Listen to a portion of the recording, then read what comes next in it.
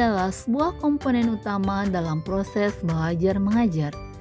Jika murid gagal atau kurang menyimak dalam belajar karena kurangnya konsentrasi dalam menyimak, maka akan berpengaruh terhadap pengetahuan akademik murid, serta menunjukkan perilaku yang kurang baik karena tidak memperhatikan pembicaraan orang lain. Oleh karena itu, seorang guru harus kreatif dalam melatih dan mengembangkan kompetensi menyimak murid, sehingga murid memiliki kemauan ataupun keinginan untuk menyimak dengan lebih baik lagi setiap hari.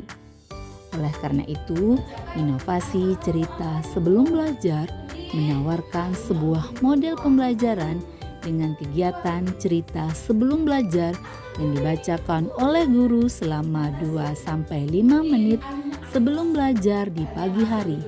Kemudian akan dievaluasi di siang hari setelah pembelajaran selesai terkait cerita yang sudah didengar murid. Adapun kegiatan evaluasi yang dilakukan pada kegiatan cerita sebelum belajar yakni 1. Tanya jawab secara tertulis sesuai dengan isi cerita yang telah dibacakan oleh guru. 2. Tanya jawab secara lisan sesuai dengan cerita yang telah dibacakan oleh guru. 3. Tanya jawab melalui permainan talking stick, yakni murid akan memegang tongkat sambil bernyanyi dan murid yang terakhir memegang tongkat akan menjawab pertanyaan sesuai dengan isi cerita yang telah didengarnya. 4.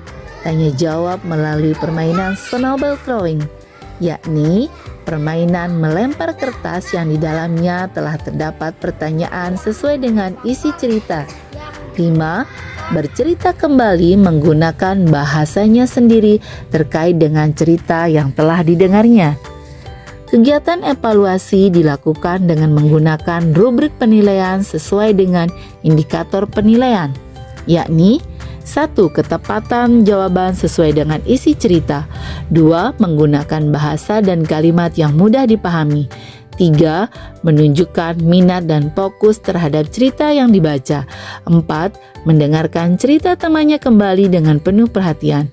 5. Menampilkan kolaborasi yang aktif antara guru dan murid dan juga murid dengan murid.